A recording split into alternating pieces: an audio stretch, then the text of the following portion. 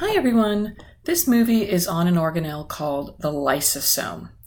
Lysosomes are actually kind of a bag of degradative enzymes surrounded by a phospholipid membrane. So that's what the bag is. So these enzymes inside the lysosome are capable of breaking down sugars, so carbohydrates, or other proteins, or nucleic acids. They can break them down into smaller components so they can be used by the cell or even exported by the cell. Why don't the cell just have these enzymes floating around inside its cytoplasm? Well, think about it. The cell itself is composed of proteins and nucleic acids and sugars. So if these enzymes were just floating around in the cytoplasm, they would in fact digest the cell itself. It would be kind of eating itself from the inside out. So the membrane around the lysosome is really important. What's the cell function for this lysosome? Well, it digests particles that the cell actually brings in, and it also can break down and recycle older organelles. Let's have a look at how this actually happens. So here we have a picture of a cell bringing in a food particle. Sometimes cells need to bring in particles that are very large that they're going to break down, digest, and use those components to build other products of the cell. So they envelop this food particle, could be a bacteria, it could be all sorts of things, in the membrane and bring it in the form of a vacuole. Now the cell needs to break this down, so it would fuse this vacuole with a lysosome, which contains all these digestive enzymes.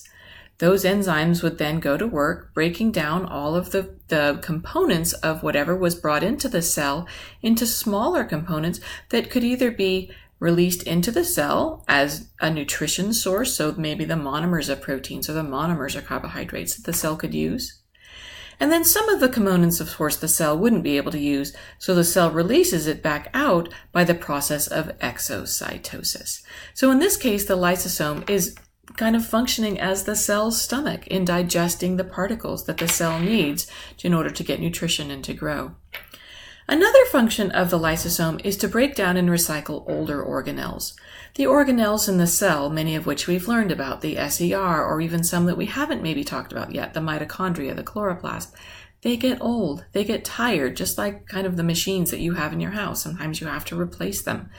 And in this case, the lysosome would fuse with the older organelle, release its enzymes into that organelle, could break it down, and also the particles not being used would be released. The particles to be used could be released into the cell. So its breakdown and recycling of older organelles is a very important process too. How are lysosomes formed? Well, they're formed by the same process as Bob the secretory protein, which hopefully we've covered in class by now by the time you've watched this movie. So if we look at this picture of the cell, we have a nucleus and the rough endoplasmic reticulum, or RER, and our Golgi here. So enzymes are proteins, and the lysosome is full of enzymes. These enzymes are produced in the RER.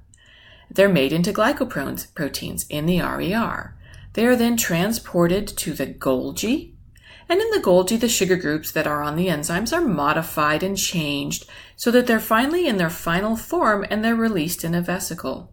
Now, if this was Bob the secretory protein, this vesicle would fuse with the plasma membrane and the products would be released outside of the cell. But because the cell is producing a lysosome, the sugar groups on the enzymes in the Golgi are kind of given a different address or given tag so that the vesicle that's produced with all those enzymes is not released outside the cell. In fact, it stays inside the cell, and those enzymes remain in the cell, in the lysosome, so that they can perform their job there. So that's all for tonight. We'll see you tomorrow in class.